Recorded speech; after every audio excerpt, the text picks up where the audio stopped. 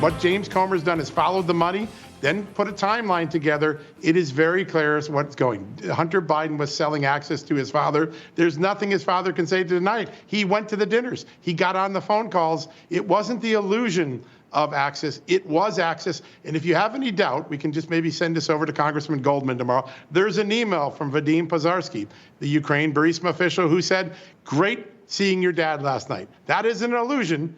Actually, he saw Joe Biden at the dinner. He stayed for the whole dinner, by the way. Peter Schweizer joins us now, president of the Government Accountability Institute, author of Red-Handed, How America's Elites Get Rich, Helping China Win. Peter, you roll over this Biden story, and now it's finally catching steam. First off, are you astounded it took this long? Yeah, I am, Brian. You and I talked about this on Fox back in 2018 when I published a book called Secret Empires, where we first exposed the Biden family deals in China. And here we are 5 years later. But look, you can't make the perfect the enemy of the good. I think what the Congressional Committee is doing is fantastic. I think they're laying out the evidence, and they're making the case by getting the forensic evidence. Now they're starting to move towards some of the partners, people like Devin Archer. And then I think finally they're going to call Hunter Biden and other Biden family members to testify. A couple of things are amazing. Because Joe Biden doesn't say, deposit $1 million in my account at noon tomorrow and make sure you take a picture of it, people say he wasn't involved. The fact that he came in and talked generally about what happened and made relationships with these people at business or through phone calls, is that enough? Yes, absolutely it is. And what I would say to people, Philip Bump of the Washington Post and others are saying, oh, well, where's the evidence of the bribe? Spend 10 minutes going through how bribes and corruption are handled in the third world, how they're handled in Africa and Asia and Latin America. It's very rarely the elected official themselves that takes the money. It's usually a family member or a third party. Only the stupid ones take the money to get paid directly. And the Bidens are not stupid. You can not like them for a variety of reasons, but they're very shrewd in the way that they have handled this. But the bottom line is the Bidens and their allies and their friends in the media, nobody has been able to explain why are these foreign entities sending tens of millions of dollars to the Bidens. What are they sending it for? There's no explanation. There's no service that Hunter Biden has provided to any of them. There's no product.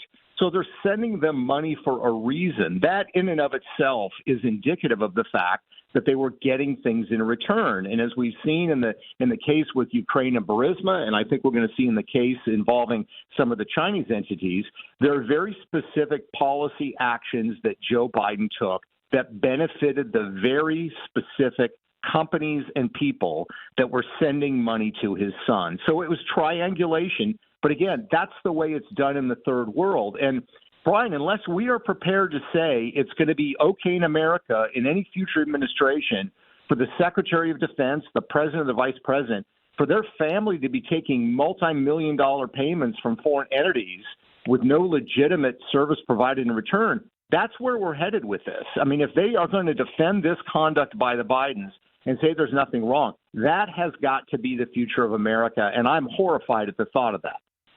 So I want you to hear this exchange, which I'm sure you've seen before. Cut one.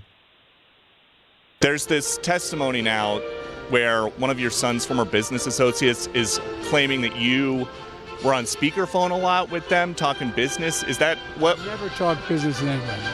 And I knew you'd have a lousy question. Well, why is that a lousy question? Because it's not true. So your response to his response? Yeah, I mean, it's just comical. I think, honestly, the only thing more comical in my mind, and I mean comical not in the sense that it's silly, but that it's also tragic, has been the response of the mainstream media. They have been repeatedly lied to, as Joe Biden again did in that case where he said, oh, it's not true. The mainstream media has just not picked this story up at all. And it reminds me of those tragic cases, Brian, of spousal abuse, where you hear somebody is beat by their spouse and the victim continues to make excuses. Oh, no, they didn't mean it. Or, oh, no, it's going to be better next time. That's really where the mainstream media is with Joe Biden, because you would think there would be enough self-respect that as Joe Biden has lied to them at least half a dozen elements of this story, and they continue to just regurgitate what they're told, you would think that that would change. And that, to me, is probably the biggest tragedy right now. We do not have a media that appears interested in actually investigating the most powerful man in the world. Right. And that's what their job is supposed to be. Fresh off the ridiculous investigation, the Russia investigation that ruined so many lives, careers, got Paul Manafort put in prison. Jared Kushner thought he was going to be arrested any day, knowing they didn't do anything wrong. This isn't so. And Peter, what you're not saying is, well, the president spoke to his dad the same day that Hunter got this money. No, he called into the meeting. And if he didn't meet with them face-to-face, he had called in on speakerphone to let his presence be known in these meetings as attested to by Hunter Biden's business partner, not a third party. And by the way, on another note to keep an eye on, I can't bring you to the inner workings of the Ukrainian government and election system, but this Shoikin guy that got fired by President Biden, fire the prosecutor, you don't get your $1 billion, he spoke out last week. And he said the only reason he got fired was Joe Biden. He was coming after Burisma and going after Devon Archer as well as Hunter Biden's place on that company. And he said it's totally not true that the IMF and UK wanted him off. He blames it all from his mouth through a translator on Joe Biden. That has not gotten steam yet.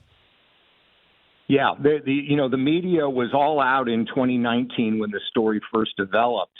No, there's nothing true here. The prosecutor was on his way out, so everybody wanted him out. That's clearly not true. And now we have specifically two things. We have the videotape that we've all seen about Joe Biden bragging about getting the prosecutor fired. And we now have the business partner of Hunter Biden, Devon Archer, saying that Hunter and Burisma executives called Joe Biden specifically about these prosecutors. I don't know how that is compelling evidence. And here's the other thing we have to factor in, Brian, as it relates to current foreign policy. I mean, to be clear, I am very supportive. We need to support the Ukrainians in their fight to freedom against Russia. It's a Russian invasion, and we need to protect them. But let's keep in mind that F-1023 document where the head of Burisma is, explaining to the confidential informant how he's given the Bidens $10 million in bribes. That's his claim. In the F-1023, there's an individual at that meeting identified who is described as an aide to President Zelensky. So if this actually happened, we have a circumstance where the Ukrainian government, because I'm sure this guy told everybody in the Ukrainian government if this happened, we have a situation where the Ukrainian government knows that this alleged bribe took place, and they're not going to be using that somehow to extract extra benefits from this president and this administration. This is why bribery is so bad. It corrodes the trust in government, but it also affects the decision-making. Politicians want to cover things up and hide things up because they're vulnerable, and we have to recognize that is a very distinct possibility as it comes to policy towards Ukraine right now with Joe Biden. So, Peter, from what you know, to get us more information, who would be next that you would call? Eric Schwerin is probably going to be next, and I think that's a good call. Devon Archer was really the architect of the business structure. He's the one guy who kind of was adult supervision in the sense of he actually had worked in international finance. So Devon Archer's first. Eric Schwerin's the guy that moves the money around. In the Hunter Biden laptop, he's the one that is contacting Hunter about payments, about taxes. He's also, by the way, the one in the emails that's talking about to Hunter, hey, your dad had renovations done on his home in Delaware. We need to pay those bills. So he is the money guy, and I have heard distinctly from two people in that circle that Schwerin and Hunter Biden had a massive falling out over personal reasons in 2019. And the reports, at least earlier this year from House Oversight, is that he has been cooperating with the committee. So I think it's going to be Eric Schwerin. I think there's a couple of other business partners that they can call. And then, as prosecutors usually do, they work their way into the middle, and then I think probably by the fall we are going to be seeing Hunter Biden, James Biden, maybe Frank Biden called in to testify under oath before this committee. As was brought up to me, Don Jr. had to testify for 9 hours. Yeah, so exactly. Don't tell me that Hunter Biden is beyond reproach. That about the links to Russia that didn't exist. We know these links exist. We know your laptop is real. You knew it was real the whole time. This is going to be one of the greatest cover-ups ever, that almost everybody lied about something they knew, including the FBI, that laptop was real and everything on it was authentic. And the FBI knew about it in 2019. And who would ever think that you could shelve all social media and mass media in order for Joe Biden to get that election through? 8 months later, they go, yeah, you're right. We shouldn't have suspended your account, and the laptop was real. It's been unbelievable what we're witnessing. Yeah, it is, Brian. And look, I'm one of those people who said, look, a lot of the coverage of Trump was terrible by the media. It was just wrong. It was inaccurate. But that's the media's job. That's what they're supposed to do. What they have done is compounded their initial error and problem of, following this sort of fake dossier on the Trump story. They have compounded that problem by now refusing to cover this story. And it's going to be very interesting when Hunter Biden testifies. I mean, one of his options certainly is to just continue to plead the fifth. But I think the question that needs to be asked from him front and center is, what did you get that money for? Because in the few times he has talked about this, Brian, his answers are absurd. Remember when the committee showed the $1.25 million that came from a Chinese company? His comment was, Brian, that was good faith seed money, is what he described it as. Is it some kind of good faith seed money for the business? Well, it didn't go to the business. It was distributed to Biden family members who weren't even involved in the business. So it just doesn't carry weight.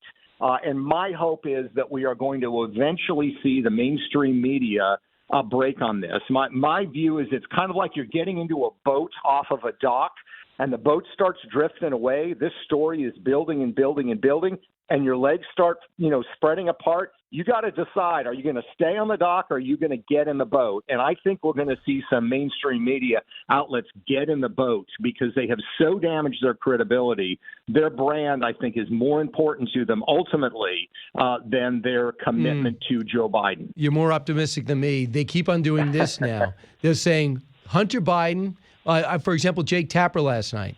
Now, would Hunter Biden, do you think, to Elizabeth Warren, do you think Hunter Biden doing these business deals was ethical, even though it has no links to his father? They always have that addendum, and they always want to make him the drug addict. Everyone's got someone addicted in their family. It's nothing to do with that. How many addicts do you know leave Skid Row and go to China with other business partners and walk out with millions? Obviously, he was a little different. Well, he was. And let's remember, Brian, they are now arguing the exact opposite of what Team Biden argued 4 or 5 years ago. 4 or 5 years ago, it was, of course, Hunter deserved these millions from Burisma because he's a Yale-trained attorney and he's a professional and he's adding and he so rode much the train. Value. Yes, and now they are completely reversing it and saying, no, he was just this addled drug addict who didn't know what he was doing. So they can't even get their story right there. And look, here's the bottom line. The bottom line is, whatever you want to say about Hunter Biden started these businesses. He had been a lobbyist when his father was a senator. He'd been a lobbyist on behalf of Delaware-based entities lobbying his own father. So this is the history that's there.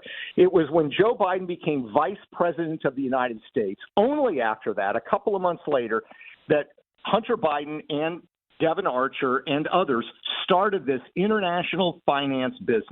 No background in it, no history in it. He only started it right after his father became vice president of the United States. How are you going to tell me that his father had no connection to the business? It's at the origin. It's the beginning of this company. And you find throughout, as I've highlighted and John Solomon and others have reported, it's highlighted throughout the actions. I mean, by 2011, 2 years after he starts this business with no capital and nobody involved, within 2 years, there were pictures of Hunter Biden standing in China with the equivalent in the United States of the Secretary of Treasury, the head of the Federal Reserve, the head of J.P. Morgan, Citibank, you name it. He's meeting with 11 of the top financial officials in China, this guy who has done no deals. So, it's a ridiculous premise, and I think we need to have that conversation, and it's going to be increasingly untenable for Democrats to argue it, because I still have enough faith that the American people are going to see through their explanation. And remember the card on the front page of the New York Post. So sorry, I couldn't get away from President Hu at the party to Devin Archer, and a P.S. P.S. I'm so glad you're working with my son Hunter. So I thought he knew nothing about his son's overseas business dealings. He just wrote it out. So it's incredible. Thanks so much, Peter. I appreciate your work. It must have been frustrating watching people ignore it, and now they're finally paying attention to it. Well, thanks, Brian, and you were there at the beginning, so thank you for moving it along. No problem. Peter Schweizer, great job. I'm Steve Ducey. I'm Brian Kilmeade. And I'm Ainsley Earhart. And click here to subscribe to the Fox News YouTube page to catch our hottest interviews and most compelling analysis.